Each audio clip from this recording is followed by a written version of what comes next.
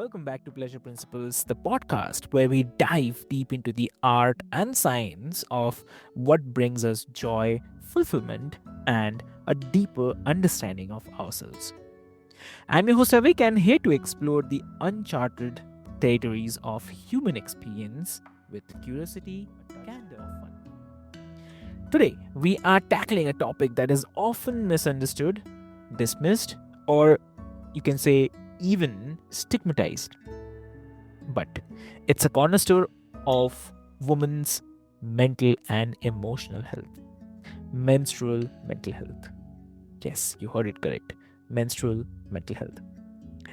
And I couldn't ask for a better guide than my extraordinary guest, Samantha Crocker. Welcome to the show, Samantha.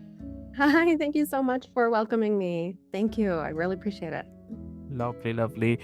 Thank you so much for joining us today and taking your time from your busy schedule. Uh, Before we start our conversation, I'd quickly love to introduce you to all of our listeners. Dear Mhm. listeners, Samantha is a menstrual mental health specialist, a trailblazer who's transforming how we think about the mind body connection and the intricacies of the female cycle. So she is not only on a mission to empower women, but also at the same time to educate the medical community, bridging the gaps that live so many feeling isolated and misunderstood. So, Samantha, it's really an honor to have you here today, and thank you so much for joining the show. Oh my gosh, thank you so much. This is one of those topics, like you said, that doesn't necessarily garner a lot of attention. So, anybody who believes in what I have to say and allows me to talk about it more, I have the utmost respect for. So, thank you so much. Lovely, lovely. And dear listeners, let's dive in and let's buckle up because this episode promises to be as enlightening as it is empowering. Because let's uncover the hidden truths about menstrual mental health and how it influences the identity, relationships, and pleasure itself. So, Samantha, uh, how do you define the menstrual mental health? Uh, and why do you think that it's still such a taboo topic in many circles? Well, I'm sure as you know, you and I are from completely different cultures. So, as you go around the entire world, the stigma changes depending on where you are and what the culture has been around it, right? Now, for me, I'm from the United States. The culture around menstrual mental health is mostly a joke, right? There's tons of PMS jokes and making fun of women and how we feel at that time and that we're just unagreeable, right? And that's pretty much Yeah. the joke. And beyond that, it is just let go that poor guys who have to deal with women at this particular part of their cycle, right? And we just can't wait for the women to get finished with that. Um, True.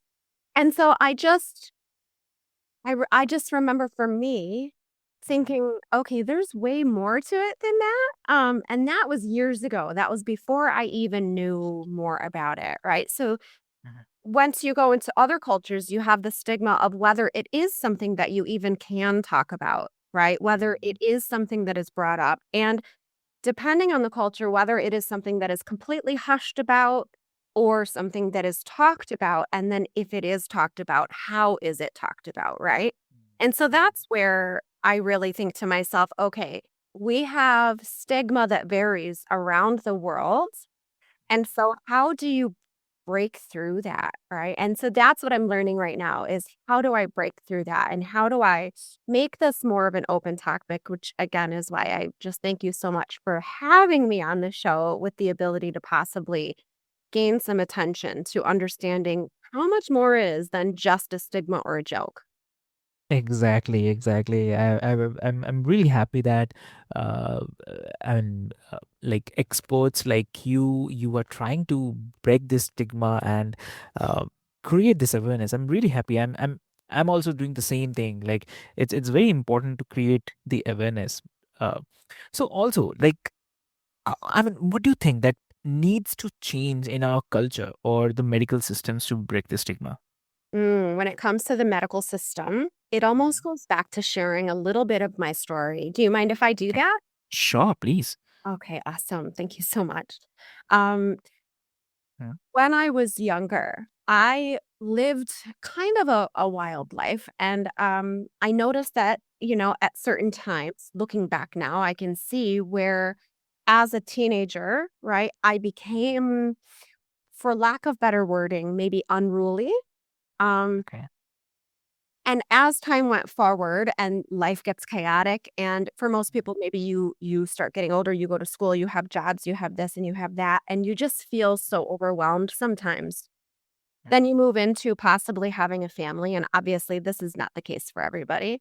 But I just noticed that as I got older and I had my child, I started feeling as though I was watching a train go down the track that I just couldn't stop going faster and faster and faster and derailing.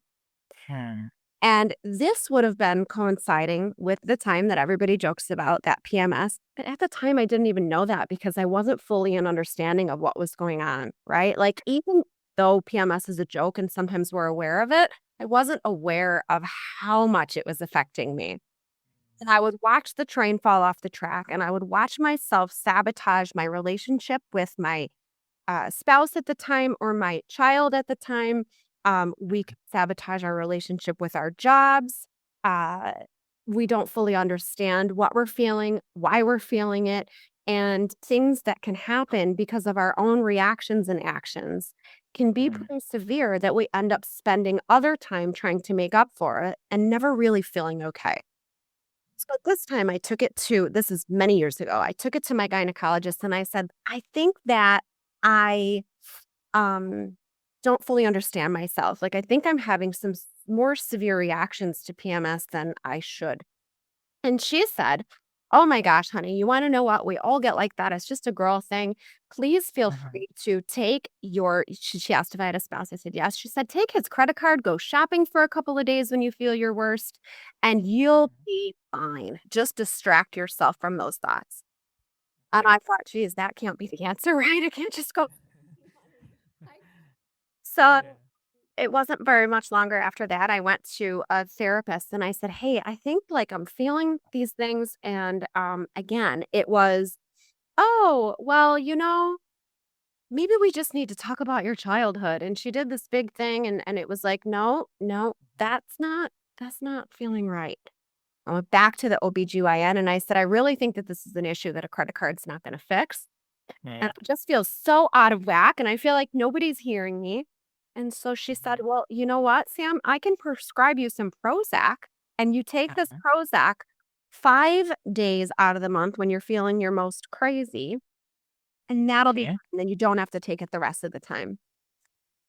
And I brought the Mm. Prozac home and I put it in my drawer, and I thought, essentially what they're saying is we're unhinged in an uneducated or uneducationable way Okay. for a few days out Yeah. of this month, and our solution is to shop or take pills, right? And I thought, "This isn't right." I went to, and I'm not gonna go through the entire thing, but I ended up going to a psychiatrist who Mhm. told me, I said, "Have you ever dealt with women's issues?" Because at this point now I started digging into it myself. And she said, "Oh, no." I said, "So you prescribe women with depression medication, anxiety medication, bipolar medication, and BPD medication. And you do this without ever asking a female how she feels about her cycle or how she understands her cycle." Mm. And she said, "Yeah." And I said, "Okay, have you ever heard of PMDD, which is women who are experiencing symptoms of extreme PMS?" And she said, "No." I thought, my goodness, like, there's an entire community out here that's doing this. Um, And then I went to another therapist who said she was diagnosed with PMDD. She did have an extreme form of PMS. Uh-huh. And I said, "Okay, so you've been in practice for 20 years. What do you do with your clients about it?" And she said, "Well, I've never actually brought it up even once to my clients because we're taught not to." I said, "So you have something that changes who you are. You believe that it changes who you are at different times of the month, and yet you've never brought it up even once, even though you know it to be true for yourself, to any client you've ever had." And she said, "No." And that's when I decided, okay, that's enough of this. Like, this is just absolute Mm. crazy. Um, And I kind of took matters into my own hands and I started my own focus group and I brought a whole bunch of women in and I interviewed them and I discussed things with them and we charted and I compiled data and I was just like, oh my gosh, I came out with these Mm. inaccuracies that are just, you couldn't ignore them. And that's when I realized I needed to start changing the industry. Like the industry just needs to change. I Exactly. went and asked for help and wasn't able to get it. And Mhm. the amount of women who do the same thing and feel unheard and they just don't understand.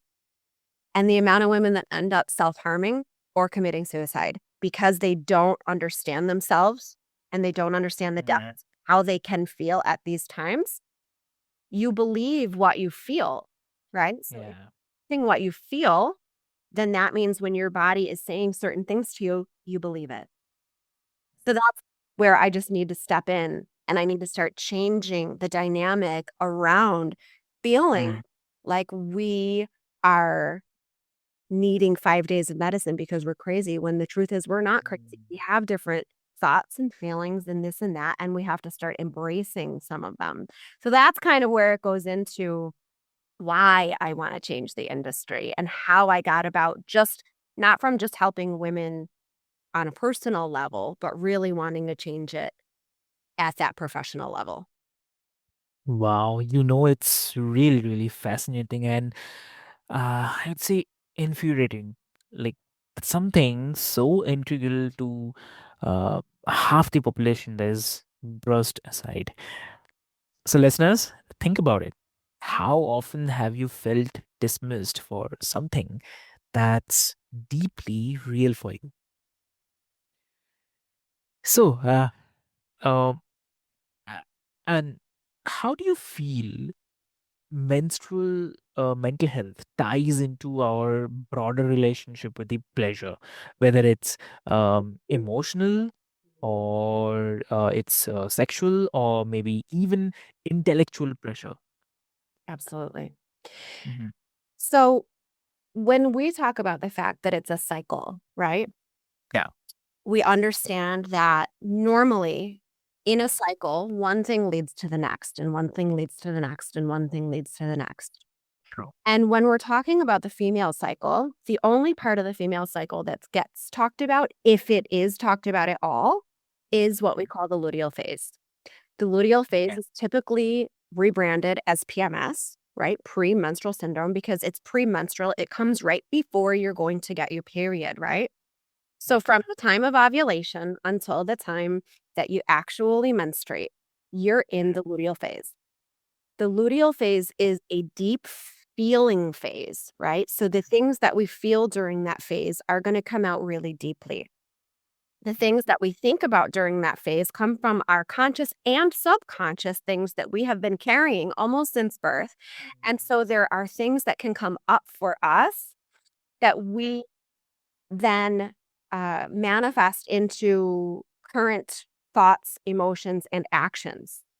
Mm. So, for example, during that phase, if by chance as a child we felt as though we can't trust our closest people, maybe during our luteal phase as an adult, it's going to consistently come out to our spouses, husbands, um, or people that are really close to us, where we're consistently, I've had a lot of clients, they're always worried.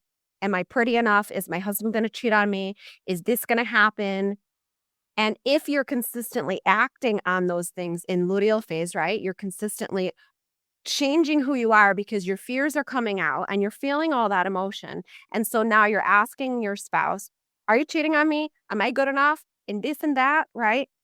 That's going to spill over. That doesn't stay in luteal phase with him, right? So if you're creating arguments, if you are whatever, and I'm using the spouse thing as an example, but it's all of the emotional things, right, that come up during that time that make us really deeply think, really deeply feel, and really deeply worry. Well, that spills out and it spills out to an entire relationship. It spills out to our children. Let's say we've asked our child to be cleanly or to clean the room or whatever it is. Well, during luteal phase, maybe instead of just realizing a child doesn't always listen, right? During that phase, we're thinking of it like, I can't do anything right. My children aren't listening to me. What is wrong with me that I can't parent properly? I thought I was doing a good job. And so it manifests differently inside of a woman as she's going through this phase. And maybe it comes out as this PMS joke, but the truth is inside, it's all of our worries, fears, and insecurities. Mm. And when you take that and you think about who somebody is as a person, it's going to come out for each person differently. So if said person has slightly more aggressive tendencies, might it come out? People call women, names during that time, you know what I mean? And they'll be like, oh my God, why are you being such a bee? Or whatever. Because when you are frustrated, upset, worried, and scared, those feelings come out differently.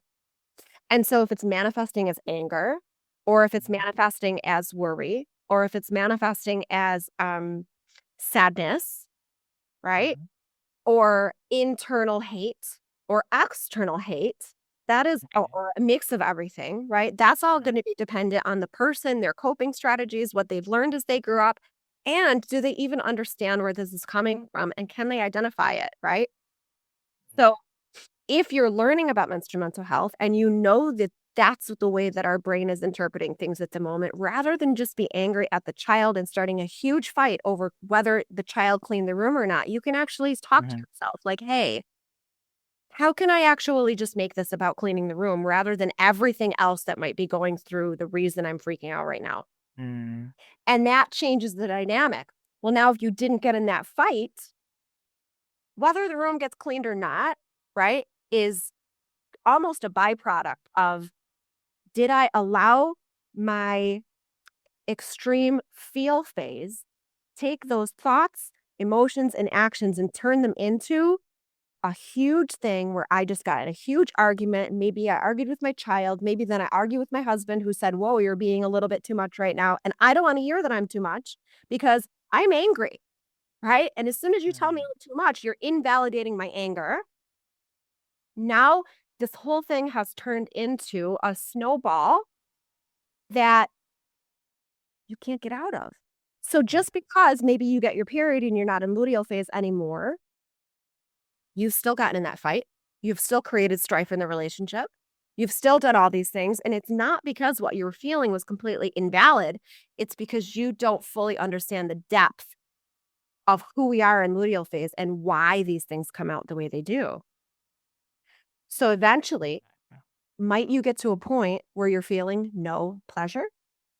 Right? Might you Mm. get to a point where you've created so many arguments and you feel so unheard because now not only did your child not clean the room, but your husband backed up your child. Do you think you're feeling heard? No. Eventually, this leads to arguments within the household, divorce, Mm. all of those things. Is that pleasurable? Yeah. It's not. Do you want to be Yeah. intimate with people who are not hearing you? No. Mm. Right? So Exactly. it's just such a deeper thing. And the cyclical part is you get out of that phase and you get into your follicular phase, which is what you get as soon as you start menstruating. When you're Mm. in your follicular phase, it's more of a do. Sometimes you release all of those deep feelings and it's more of a do, right? And Yeah. get this energy inside of us to I mean, and so on a good part of follicular, energy that could make us start businesses or start working Mm. out or doing things or wondering about the world. But let's just pretend we're not in a good Mm. follicular because we're not in a good luteal. And we're so angry at our kid and we're so angry at our spouse that as soon as we move into that do, we're like, you know what I'm going to do is get a divorce. Yeah. What I'm going to do is pull from these feelings that I was having. And now that I have the energy to do them, I'm going to throw everything out of my Mm. son's room. It's all going on the lawn. Right. And this cyclical negativity ends up Mm. following us throughout the entire cycle. There's so many more nuances to it than that. Yeah, exactly. I mean, it's so deep that once you really realize follicular is your dew, luteal is your Mm. feel, ovulation is your cloud nine. Um, Mhm. there's just so many nuances to it though that it's hard to break it down in one area, but that's just one example of how we can cyclically be sabotaging our entire life. And what would happen if we had the education to say, okay, listen, during follicular, you're going to pick up some habits and you're going to want to do. We have to make sure that those do's aren't based on any negativity that we felt in luteal. Let's actually examine what we really want to do. And is it good for us over the long run? So let's save our energy for those do's that we get in follicular to do the things that are good for us, that are good for our family, that are good for business, that are good for our bodies. Let's take Lovely. that and make pleasure choices, right? Like, Yeah. really interesting, but it's also easy to sabotage if you don't know what you're doing, and you could just take it all the wrong way. Exactly. Lovely. So one more thing is coming to my mind is like, what according to you, maybe one myth about the menstrual mental health that you wish you could debunk forever? What's Mm, that? okay. Well, this is gonna be a serious one. Okay. Um, for those people that actually do talk a little bit about menstrual mental health, for those people that actually do understand a little bit about it, like I said, most of them understand it from a point of luteal. Now, there's a large percent of women who commit suicide when they're in luteal phase because it's a Mm. heavy do. It's a or feel, sorry, it's a heavy feel phase. But what they don't talk about is what I was just talking about, the cyclical nature of things. And if you are in follicular and you aren't feeling like you have any dues, and not for nothing, let's say that you're maybe in an abusive relationship, or you just don't know where to go with your life, or you just don't understand what you want to do. Follicular is a do phase. So if you don't know what to do with any of your dues, it can be just as bad feeling as luteal. It can make you just pace. It can make you feel like you have no purpose in life. It can make you absolutely hate everything. It can make you question every single thing. Mhm. When you get to ovulatory phase, which everybody has a myth that it's the best part because it's your most like it's when you feel pretty, it's when you want to have sex, it's when like even the mailman looks good to you. You know what I mean? Like it's like, oh, because we've released these hormones to make us want to do that so that anatomically we can reproduce, right? But what if you're somebody who has had um sexual assault? Or what if you're somebody who is really uncomfortable Yeah. feeling sexy, right? You actually have these hormones that are coming out to make you feel peaceful and sexy. But if that really is uncomfortable for you, if that brings about shame, if that brings about um these feelings that are just unattainable, well, how is that gonna make you feel during this thing that's supposed to be cloud 9? And that's what happens when women get put on bipolar medication and, BPD medication and things like that, because the medical community will say, it's not cyclical. This is only supposed to happen like, she's only supposed to feel like this during her PMS if it's from the cycle." But it's not like that because you could feel like this from the cycle at all the different parts of the cycle, depending on what you're struggling with. So, do most people commit suicide or do these things during luteal? Yes. But the feelings that Exactly. you feel and the anxieties and the worries and the this and the that, can they happen at any time or come from those other times? Absolutely. Mhm. We can ruin our pleasure or we can build our pleasure by Yeah. understanding the menstrual mental health, working with ourselves, understanding that sometimes the habits that we build when we're in follicular, we're going to lose a little bit of them in luteal. Mm. It's okay, right? Yeah. How do we True. just become more accepting of the different parts of us if we don't know what they are? If we don't understand them, we're constantly at battle. Mm. Exactly. Lovely. And I mean, I think we're all guilty of internalizing some myths. Uh, Absolutely. time to shed those old narratives. So yeah, definitely. And also, I mean, how do you see this education shaping the next generation's relationship with their bodies and the minds? So what do you Oh think? my gosh. I mean, could you imagine a world where even as a man, you are discussing something with your woman, right? But you even know more about the cycle. So if you're discussing something that she's responding emotionally to, you could be like, oh my God, I know where she is in her cycle. I don't have to take this so personally. And maybe I can remind her to reflect on that, right? Mm. What if, as a woman walked into a therapist's office or a counselor's office, and even if she didn't know about this, the first question would be, hey, do you know about your cycle? And have you tracked it to see how you respond to stimuli differently during different parts of your cycle? Mm. Can we walk through this and not give you a diagnosis at all? And move towards saying, okay, let's take 6 months, let's learn, and let's try to understand where you're coming from before we say that you have bipolar or BPD or something that is just going to not be right and you're not going to feel good anyway. We're going to give you this medicine, you're going to feel like crap. You know what I mean? So Yeah. going into the future, I feel like Uh-huh. just knowing some of this stuff, knowing, hey, listen, during my follicular, it's my build, it's my go, it's my do. What do I want to build? What do I want to go? What do I want to do? Yeah. And allowing, so in luteal, we don't have as many do's. So what's really Mm. important to me? And how can I take these strong emotions and use them for good, right? Because now when I'm on Mhm. my luteal, knowing how I know about things, I do things that give me emotions on purpose, but the kind of emotions I want. I will stare at my dog and tell him I love him in 4,000 million ways. Yeah. Okay. Yeah. Pleasure to these things in my life. Whereas before, I would look at my dog and I would say, have I done good enough? Am I a good enough dog, mom? Right? It took me understanding my fears to remind myself not to go down the rabbit hole of those fears. Do I love my dog? Yes. Well, then use that emotion today, not the fear. Yeah. Right. So it can just literally change based on what we know and what our spouses know and our children.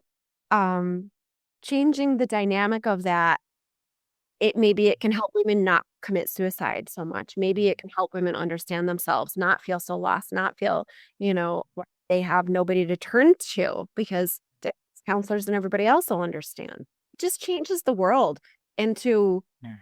just a better knowledge of, I mean, just for example, with the room cleaning, when you're in follicular as a woman, your executive functioning is naturally higher based on the hormones that you're producing. It produces hormones that make your brain work quicker, Mhm. mouth talk quicker, your actions go from I thought this to I did it faster. So, Lovely.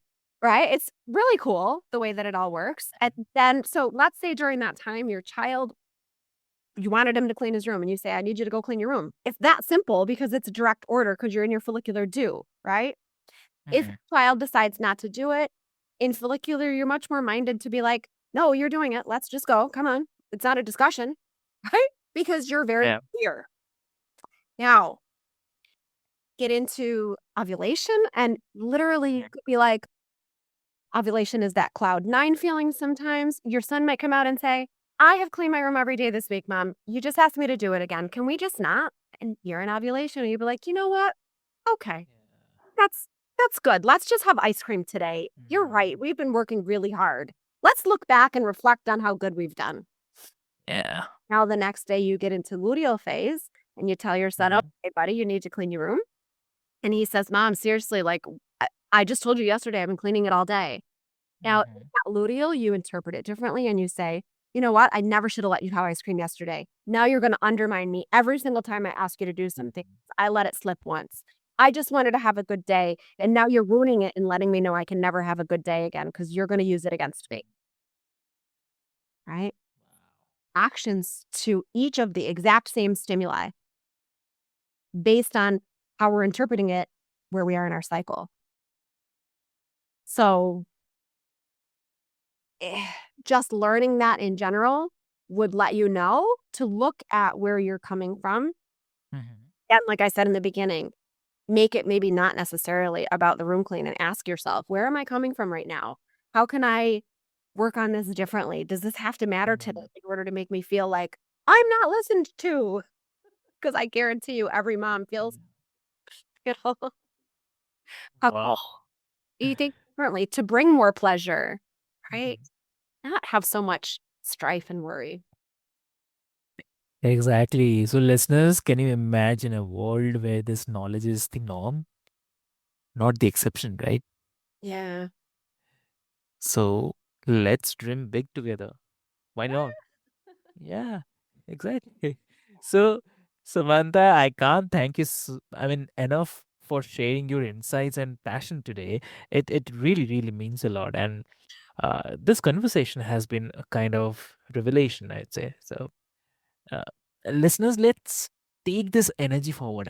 Start a conversation, track your cycle, or educate yourself and the others who you know, who you love the most. Yeah. Educate them. Yeah, I, because here's the truth. Yeah, you're saying something. yeah. Do it beyond PMS. You know, Exactly. track beyond PMS. Exactly. So the truth is, like, understanding menstrual mental health isn't just about the cycles, but it's all about the empowerment, cycles of empowerment, growth, connection. Uh, yeah, and that's a pleasure principle worth living by. What do you say to listeners? Yeah. Do let me know in the comment section and in the social media or on the podcast platforms. I would love to know your thoughts. Please do share. And until next time, this is your host Avik reminding you to seek joy, embrace the knowledge, and always, always honor what makes you uniquely you. So stay curious, stay kind, and I'll see you back here soon. Thank you so much.